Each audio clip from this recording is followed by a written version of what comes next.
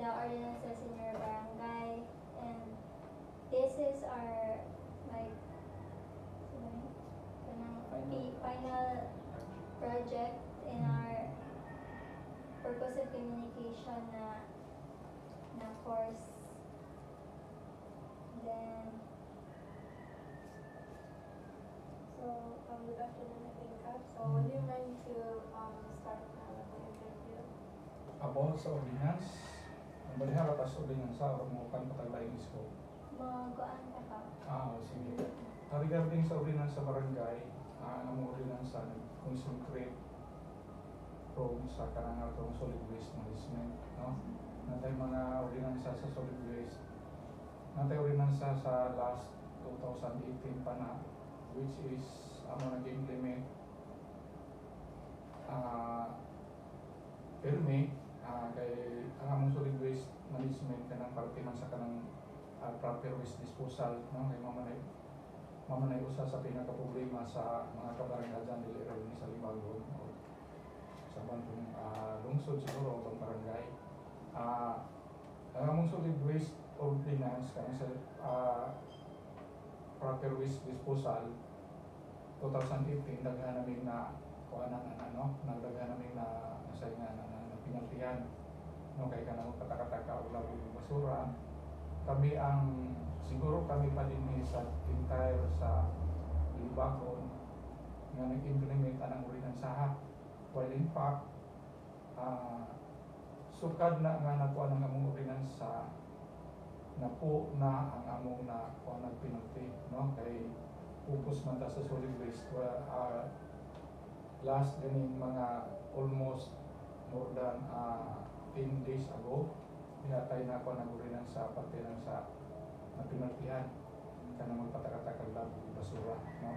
Bago pa sa this year gapi usa atong duha na sila this year kay labi na kato sa Ganero pa namong pag-implement ang urinan sa daghan jud ang sakpan. Atong lagi kay nakuha mis ang urinan sa naigting na sila, no? Kay daghan man gipasabot ang about anong sa solid waste. Diyan na po may pag-urong urinan sa regarding po na sa solid waste kay ang sa solid waste magod more sa segregation policy no natay urinan sa diaron nga dapat pagkato nila sa NRA segregated siya, no? Segregated siya unja naputay schedule sa adlaw sa paghatod nila sa basura. Kami madinis po ang barangay lain ang among sistema, no? Kaya ang sistema sa barangay kuha man nila piraso. Pero ang among sistema ihatod nila sa atong barangay mari, which is paghatag po nila og responsibilidad ba nga sila ang matod sila basura diya sa atong barangay. Diha na po tayo nasakpan na nga wa mo kuan sa maong oras kay naman tayo oras siya paghatod sa barangay 7 to 8 every Wednesday and Friday kaya matod man lagi usahay beyond or kanang before pa sa oras. Diha na tayo nasakpan tuod na itong CCTV. Pero tungod ibag ko man ang ato ordinansa o pa sila kasabot ka na sa ato ordinansa wag siya kanang naaya mo sa lamig sa ilo, no? Tungod na nang among kuan sa solid waste nga mga ordinansa mga among mga sainganan mga patakaran diha may kuan galing sa dinhi sa atong lungsod katong confess niya to sa kanang solid waste practices nga gikuan gihimo nila ni atong atol sa anniversary sa Libagon. The BRGY Talisui won the award of the Solid Waste Management. Kanang gi-programa ron sa kanang atong gobyerno kanang kang BBM nga ug katong sa katong kaniya to the secretary kanang weekly cleanup drive and the information drive about sa basura. Gibuhat din na namo dili gud na kay mo dili man parehas barangay ubang barangay nga pangkuan lang kanang nagusahay nga mag-clean up kung sila pero actually nagkuha naman sila o kanang jima-jima ba kanang documentation pero kami dili jud mi dire kay may ang bahala na sila mingon nga mga staff o kuan kapulo na sila mga trabaho sa trabaho nga sa mga trabaho na napo tayo rin sa pag-urong nga ikuan sa atong sahong kanang ay actually dili pa siya ordinansa pero naayap kami ordinansa namo nga sa sunod nga next year nga among gi-require ang mga tagtindahan nga naagad si Jai kaugalingon ni Jang trash bin, no, na mga segregated po siya by next year hopefully ma-implement na mo. Kaya dili na mo ang ordinansa dili na mo tagaan o kanang business permit ang i-hold dito dili sila magtuman. Diyan ako tayo rin sa ron nga naatay bagong kanang parking fee kanang atong auditorium diha. Kaya obserbahan man namo nga bisag kinsa na lang mo parking mo na nga atong mga kabataan na tayo okasyon aron kahasol kay mo pa silang pawaon. Diyan atong mga batan-o nga magduwa diha di na makaduwa tungod kay nagparking sila. So nataw ordinansa nga wa din na nato paparkingan sa gabi income generating po sa barangay para magbayad sila. So man itong mga ordinansa din sa barangay na dito. May we ask if pila kabuok resident ali sa inyong barangay? Ang atong residente sa barangay, sa ikuan na mga 1 plus something, sa ikuan na para maklaro. Kay naman po ikuan dali. Ang nakapilita dali sa atong kuan.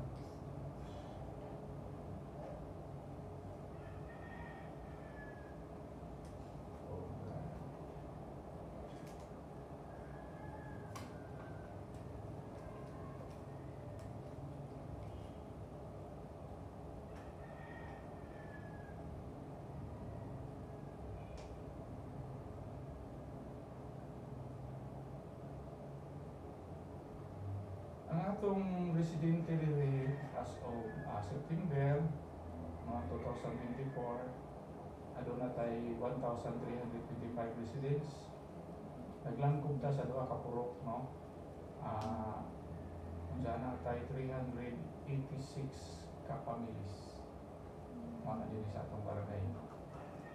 So aside sa problem sa trash cap, unsa pa may laing problema nga na face sa Atong barangay. mm, Ang unang problema sa barangay, laing problema sa barangay nga among gipuan karon kini atong mga batan-on. No, kini atong mga estudyante mamanehang gipuan ron kay ang among sa barangay ang natay usually makuan nga katong mga estudyante bitaw nga mga absentee sige absent. No, mamanay problema na to kani mamanong tadi og kanang auditorium diha gibawa na si jana na imuluwa within school hours. No, dili siya na to paduaan in school hours. Pwede, pero katong dili mga estudyante.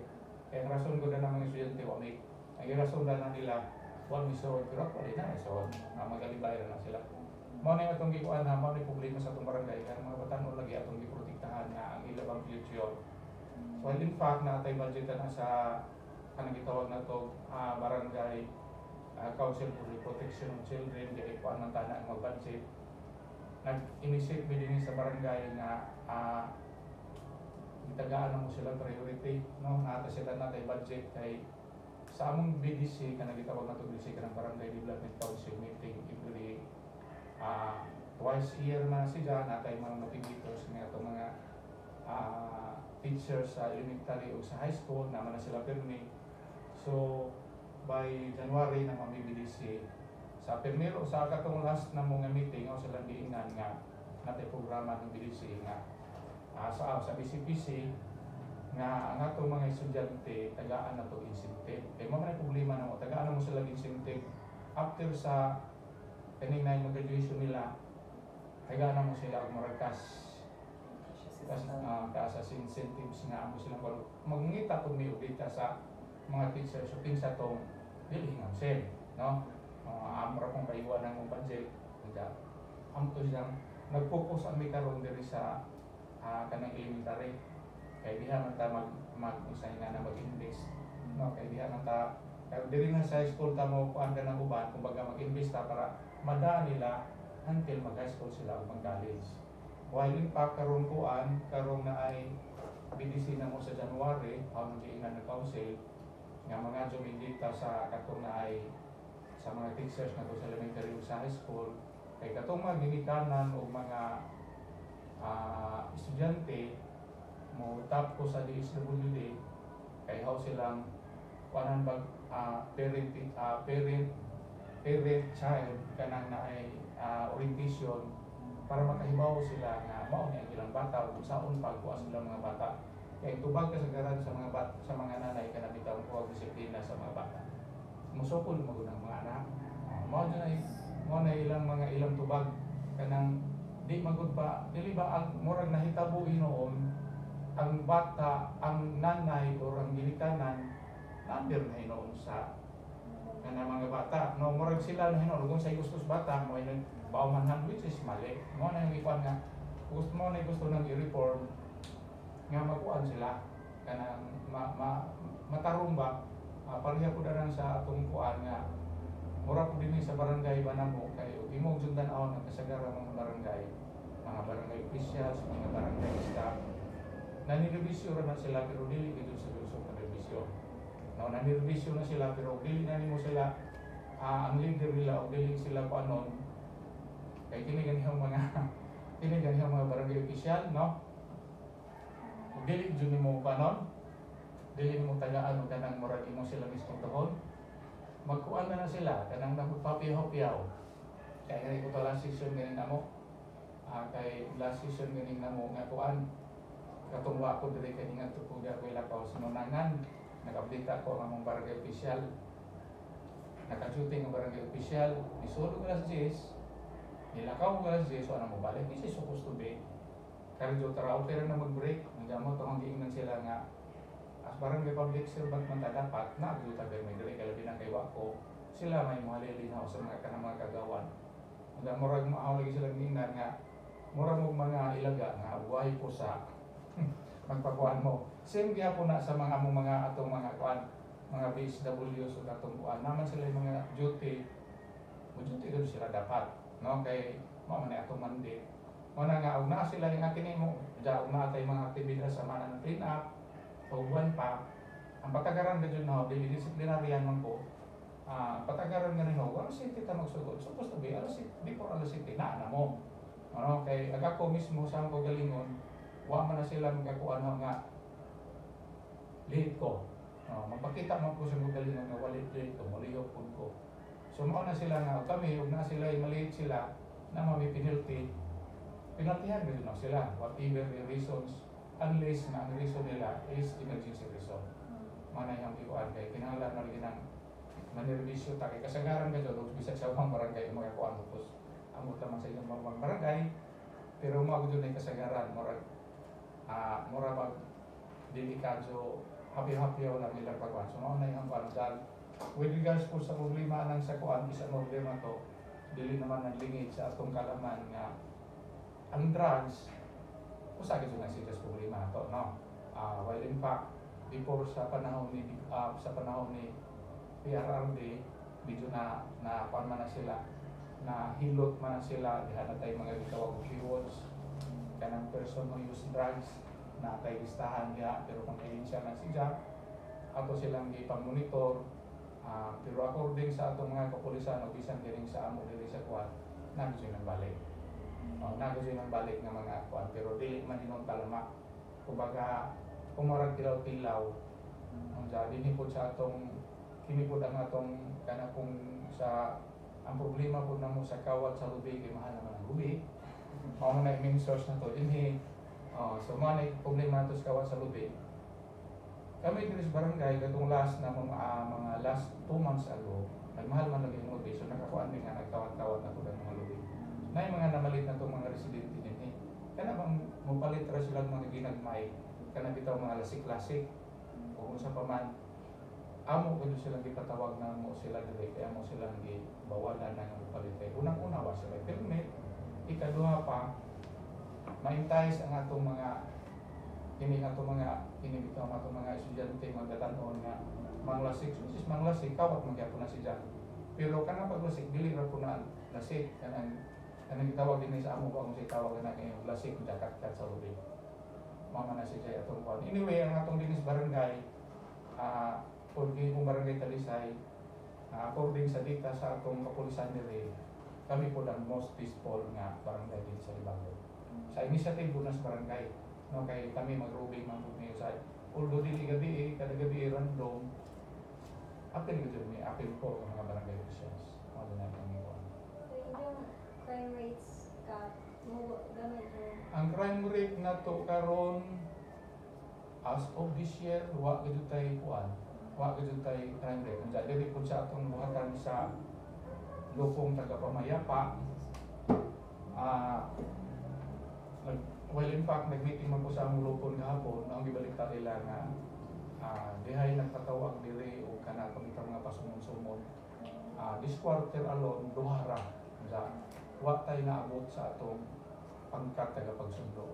No, nakakuan mo ang lupong tagapamayapa.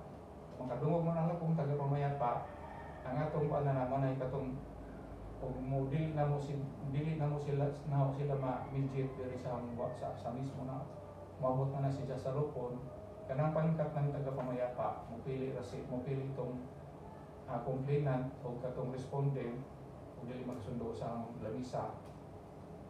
Tulo ka lupon, mopili na sila kay murag abugado man nila ng tulo. Ang usa mo as kanang naay sekretary, katong usa may mulaban sa usa kanang murag mo dapit kanang mo kuan ba siya sa kanto sa usa. Pero this year alone, kaluoy sa Ginoo way naabot sa kuan lupon. Tutong ra diri sa lamisa kay nasitol man ako. So, balik ta sa nimo ka. Katong unsa may mga programa katong start pa ka kinahanglan pa nimong sit sa imong kuan. Sa among kuan okay. Actually second term nito ron no. Second term nito ron katong first term no okay kung try ka ba kontra. No ingani ang atong sistema. Nahimo man kong kagawad. No, pero kagawad ko so dito na ko na nakita kung say problema sa barangay, sa sinihin mismo sa sud mismo sa barangay, sa amo mismo sa mga barangay official sa staff. So dili man ko kadto magakuan. So dako ko jud kadto ang problema man ang report. Katong bingon nimjo ganiha, katong mga kagawad nga mga ligoy. So dili mo kanarang ko mo duty late usahay okay ra dili mo duty unsa og naa may mga clean up drive o unsa pa ng mga butang late dili mo attend katong mga butang na sa barangay captain ako silang gireporma no ako silang gireporma ako silang tagaan o kuan nga ako silang gitagaan nga og solusyon kay unang-una labi na ng mga dili mo magkita ng manang ang Pilipinas ug yan masinso kay dili ta kadto disiplinado no ang diri na sabi ng mga barangay official kay unsay nga anang kuwang man sa disiplina manang ang hapong mga staff hapong gikuan nga lagi ni uban usahay nga magkuan mi mutabang magjuto no mulihok kung manang makita nila nga mulihok jud sila. So ang atong reforma dinhi sa barangay katong gingon ninyo ngadto nga kung makakita ba sila ang pulong nga wala. Ang among barangay ho ni adto dito pa nadapit sa kanay gamay nga kuan dito lote. Among barangay dito amo auditorium ni adto napay among mga barangay official nga mo duty nga mag-inom. No, so mo to sila how gud sila dino no how sila ni lumbihan nga dili na. Napay among barangay auditorium nga bisag ang mga iro ang pataka og head bisag asa. Kanang diha dapit baho. So how to sila gikuan nga dili na dili sila. So natay mga reforma dinhi sa barangay nga kanang mga iro kaning ron although result sila kung anong drama nga ginahinay in cooperation with sa atong kapulisan o sa atong kanang naay atong taga-diin kay ug magakuan mo daghan tang mga kanang naay mga iro nga sa gala no mga gala sila nga iro is astridogs no manay programa na to nga gipatawag na to ang mga taga-ijas iro kay naman tay dita ipakuha na dita na to mga BSW kinsa to na mga iro nga kanang naay wahid amo nang gipatawag sila diri ordo na minus na siya karon pero nagyapi problema continuous ang atong programa na to unsa mo na nga musaingan nang every time nga natay problema po dinhi sa programa kasi namo natay nga problema namo mga imo sa barangay nay problema residente amo ano nay problema no nay may ikatsakan diyan namo nay moingon nga to ang magwi ditoy kap akin yung mga konsehal kay dili man pagkadyo mo kinahanglan mo mangita pa magkadyo kapitan ang kap to ay reklamo dito si Ulano agizang nato may isang silingan nga kana bitaw mga waste anang mga kana bitaw mga hinugasan maunsa pa man ang home style ana nila sa pagreport pagwa nato dinhi sa barangay kaming tanang barangay council mga adto sa mga residente kay mo siya paweho kay bawon nga naireklamo dito sa ijang silingan.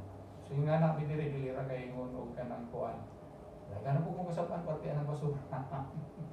Kaya ito bang pataka-taka pataka-taka o labo, no? Naghamat naman reforma gyud kuan sa ingana ng sa ato po dinhing mga livelihood na po tayo namatay sa atong barangay, na po tayo tabang sa atong mga asosasyon na matapir ni anak kana nagalukit po tag pundo ginagmay. Pero ginagmay ra po ginagmay ra man ang budget po sa atong barangay. Kumbaga alalay ra sa ilang livelihood. Mga na atong kuan mga kasagarang reforma din sa barangay. Naguna ko din sa barangay, among mga barangay officials para makita po sa mga tao na disiplinado may para mapalo po sila. Manong pa na po sa barangay. In the 6 years of your term, what were the important 6 years? 6 years. Ay, 3 years pa lang first term ka from. Yeah. Yes, 3 years, 6 terms. So, in that 6th term, what were the important pieces of legislation that have been passed? Ang sa legislation mo katong sa mga barangay na mo ordinance mo. Katong parte sa solid waste, mao gyud nay problema. Mao gyud nay namong gi-kuan dere Dili ka focus dito sa solid waste management, no. Kay mao gyud nay problema gyud bisag hangtod ganing karon problema gihapon na siya. Nag-focus mi sa solid waste kay anyway ang among mga although na po lang sa mga PISA order minus naman karon. So dili naman siya kuan. Ang PISA order na to mulutaw mo kuan siya kana usahay panagsama. Pero ang solid waste permanente gyud siya kay ang ato basang basura kada adlaw na siya. Diyan namin din sa poblasyon. Ang among mga basura dili ra pud ang among mga katawhan nga naa dinhi kay may mga okasyon dinhi o mga kuan dinhi man sila mga sa poblasyon. Mao gyud nay programa nga atong gi-kuan ang gi-implementar ang atong mga legislation sa atong barangay katong sa solid waste including sa implementasyon sa solid waste management kana mga balaod nga gikuan sa atong lungsod kami man pud mag-implementar ana mao pud nay among gifokusan. Although overall tanan magudud sa barangay nga atong gikuan mao man nay atong buhat tanan sa mga project, no. Natay mga kuan pod mga ordinances o mga resolutions nga gipangbuhat ang ordinansa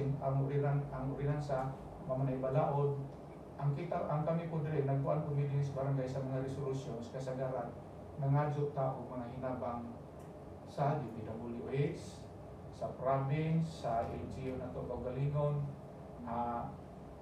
kay mamanay atong buhat kay atong pundo sa barangay gamay raman, no. Kay dinhi sa in my term dili man pod sa pagkuan kay wa po example kanang barangay road diha panahon na nahaw nga nakuan kanang barangay road kanang creek diha panahon na nahaw nga nakuan katong creek dito nga worth 20 million mao ni balik-balikan sa DPWH para mabuhat na sila nalibaran ni sa DPWH pero amo sila nga kuliton para mo hangyo mi ba nila maingon ganing sila nang uwan kay pundod lungsod ka dili mo kapangadyo gamay mo pundod lungsod. So hangtod nga gitagaan mi nila. Kini atong barangay auditorium gikatong Mrs. Province. Through our resolutions follow up gihatag jud mi go. Unsa na po tay kini barangay hall pud aning atong kuan di man ni mahimo wa tay mga resolutions kung sa pamang mga ordinansa. Kini sa barangay hall gikan ra gud ni pondo sa atong barangay. Wa ni dili ni kayo ayuda ni kanang province unsa pa man. Sa lastly natay nahimo nga natay napalit nga lote nga dako-dako 1,000 square meters tuwahin ni dito sa ibabaw mao to buhato sa mong barangay o kanang basketball court nga dako, no. So dyan na po tayo shoreline protection karong worth 84 million to dito sa ubos. Sa other projects, no, natay mga ang atong trumpa during audit time ang barangay Talisay ang unang nagapatingog sa trumpa mama na itong mga kante, mama na itong trabaho. So, could you please tell us a bit about most recent law or ordinance that your barangay has enacted? Katong giingon ganiha. Manada siya. Ang atong latest karon katong sa kanana ay paghapon sa Borasora sa Imare, katong sa segregation. Mao to si latest na to anja katong sa napay usa ta ordinansa nga nakita maguna na mong problema po na to sa kuan. Napas na uli ng sa within this year mga October or September.